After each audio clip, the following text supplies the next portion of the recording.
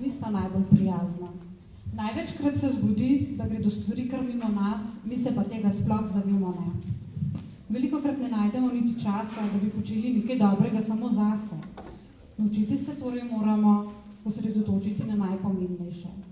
In če nam vsi strokovnjaki zagotavljajo, da se življenjska doba daljša, je zelo pomembno, da do tja pridemo v kar se da dobri formi. Le tako bomo lahko uživali v jeseni svojega življenja. Več o tem nam bo povedala gospa Ana Samsa, ki na Univerzi za starejše jesenice vodi sekcijo unijske vadbe. Ana, izvolje. Lepo pozdravljeni. Punce že cel čas govorijo, da naš čas preganja, zato sem jaz svojo teorijo dala kar ad acta. Pa vas vabim enkrat na svojo delavnico, da ste takrat spoznali teorijo, bomo šli pa čisto v prakso. In sicer bomo aktivirali naše možgane. Zdaj je dan za nami kar že dolg, slišali smo že veliko besed in naši možgani zdaj rabijo ponovno aktivacijo. Zato vas prosim, da vsi ustanete.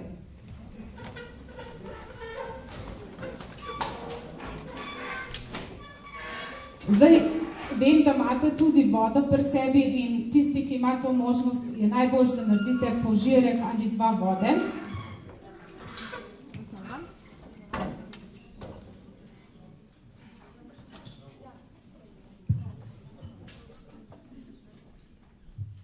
Tako, in sedaj, seveda, najprej smo dali našim možganom piti. Naši možgani živijo v vodi, plavajo in prvi alarm, da so dehidrirani, je tiščanje v glavi. Tako da takrat, ko se to pojavi, je fajn požirek vode.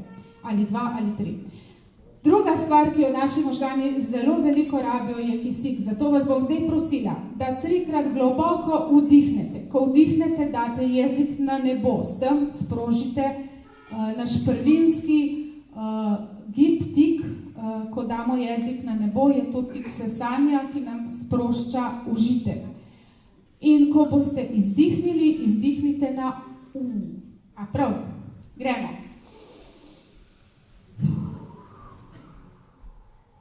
Pa 2.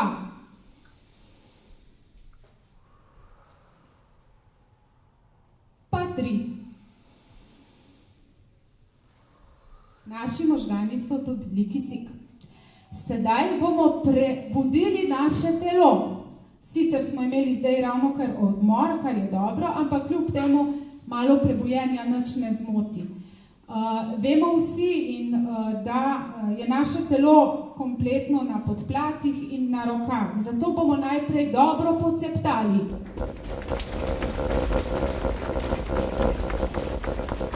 Zdaj pa seveda še dobro zaploskajmo.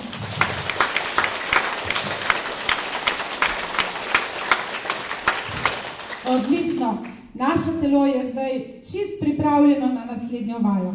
Naj vam povem, da so to vaje iz brain gyma, iz možganske telovadbe, ki jo nekako kombiniram z miselnimi in različnimi mnemotehnikami.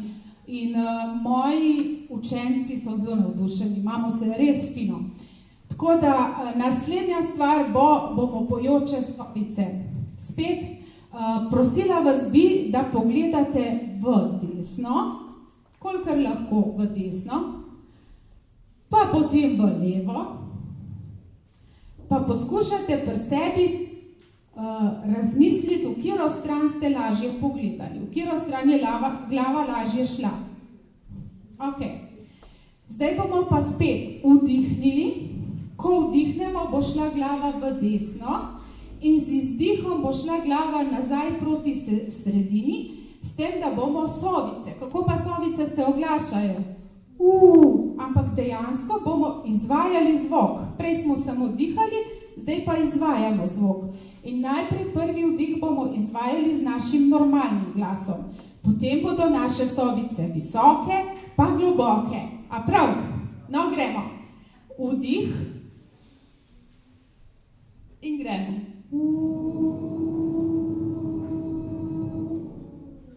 Fajn, odličen zborček imam. Moram reči, da še nisem imela tako polkne učilence. Gremo v drugo smer. Vdih. In so naše sovice visoke.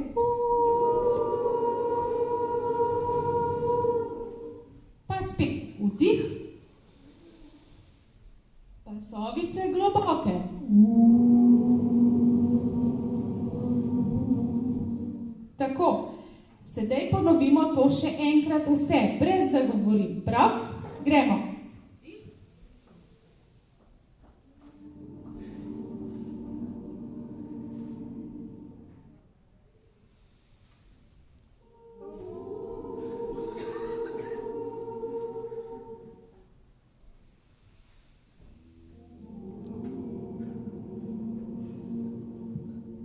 Tako, zdaj pa preverite spet vaš pogled v desno in v levo. In ugotovite, a je sedaj kaj drugače. Zdaj tako je. V bistvu so to vaje uravnovešanja leve in desne možganske polovice, ker vemo, da imamo levo in desno možgansko polovico. In če smo prej lažje gledali v levo, je čisto normalno, ker smo danes prišli sem, da bomo polni znanja odšli. Če smo pa v desno, pomeni, desno so bili sigurno zadaj ustvarjalci, kar pomeni, da je bila aktivna bolj naša desna ustvarjalna polovica možganov. Torej, zdaj, ko smo naredili čisto kratko vajico za uravnoteženje, bi mogoče lahko opazili, da smo v obe smeri lahko enakomerno pogledali. No, naslednja vaja je vaja, ki aktivira naš pogled. In sicer damo roke pred sabo in migamo s prsti. In gledamo prste in gledamo skozi prste. In spet gledamo prste in gledamo skozi prste. Pa spet prste, pa skozi prste. Zdaj poskusite gledati naravnost, ne z očmi slediti roki in probajte v svoje vidno polje dati eno roko, pa naj bo to leva, v svoje vidno polje. Oči so pa naravnost usmerjene, ne begajo. Potem zamenjamo roki in spet v svoje vidno polje. Pa gremo še malo navzdol v svoje vidno polje. Pa še malo v levo vidno polje. Tako. Še vedno naše oči gledajo naravnost, zdaj pa probajmo z očmi pogledati čim bolj navzgor. Ampak glave ne premikamo. Pa navzdol. Pa desno. Pa levo. Zdaj pa v prostoru poiščite nekaj rdečega. Poiščite nekaj okroglega. Poiščite nekaj kvadratega. Poiščite nekaj veselega. Sam ne vsi mene gledati. Tako krasno vam gre. Naši možgani so že skoraj v ta pravi delovni temperaturi. Zdaj pa samo še preverimo, če so naše roke enako dolge. Torej, naslednja vaja je takšna, da bomo eno roko dali pred sebe, z drugo in pa ne bomo pustili, da gre dol, da gre gor, da gre levo ali desno. Smo se razumeli? Par sekund. Jaz bom štela z roko eno, če hoče iti roka gor, jo naslednjo tišimo dol, a ne? Pa gremo. Preglejmo zdaj, če so naše roke enako dolge. A so? A sta enako dolgi roki? V redu. Torej, zdaj naredimo pa vajo. Malo bom odložila mikrofon. Tišimo dol. Tišimo gor. Tišimo k sebi. In od sebe. Pa še enkrat preverimo, če so obe roke enako dolgi.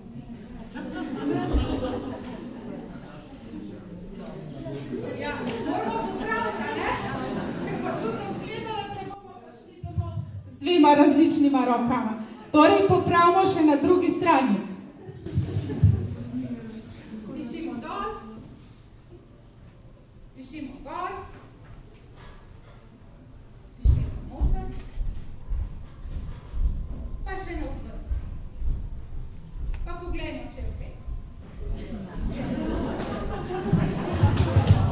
to smo.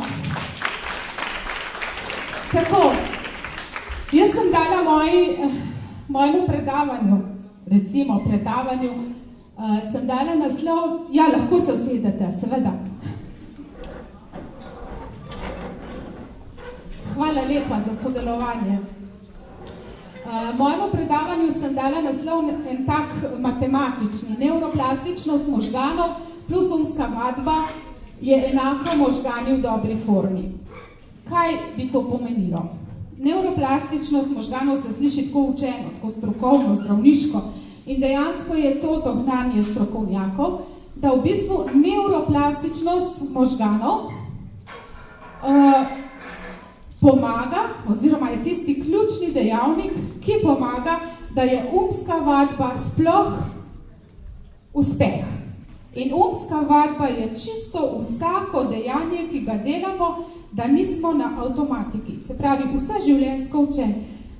Nekoč je veljalo, da ko smo starejši, postanejo naši možgani leni, se ne moramo nikakor ničesar več novega naučiti, ampak ta teorija ne drži več. In danes, recimo, ko pridejo k meni moji učenci, rečem, sploh nočem slišati, da je kdo star in da se česa novega ne more naučiti. Vsak trenutek in vsako leto življenja nam omogoča, da se enako kvalitetno učimo skozi vse življenje.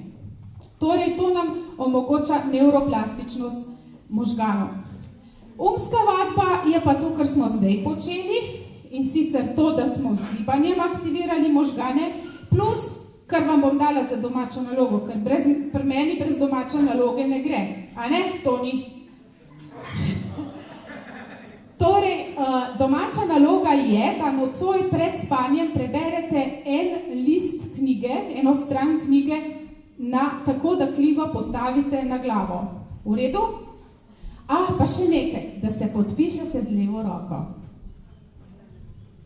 Takrat boste ugotovili, kaj pomeni, ko možgani delajo. Samo ta preklop, podpis z levo ali podpis z desno roko, že vidite, kaj pomeni, da so možgani naši aktivirani. Umska dejavnost, umski izziv, torej to je vse, kar z našimi možgani počnemo, da lahko ohranjamo možgane čim dlje v življenju, da so aktivni, ker se veste, dober spomin, dobra aktivnost možganov je nekaj, kar nam omogoča v življenju kvaliteto.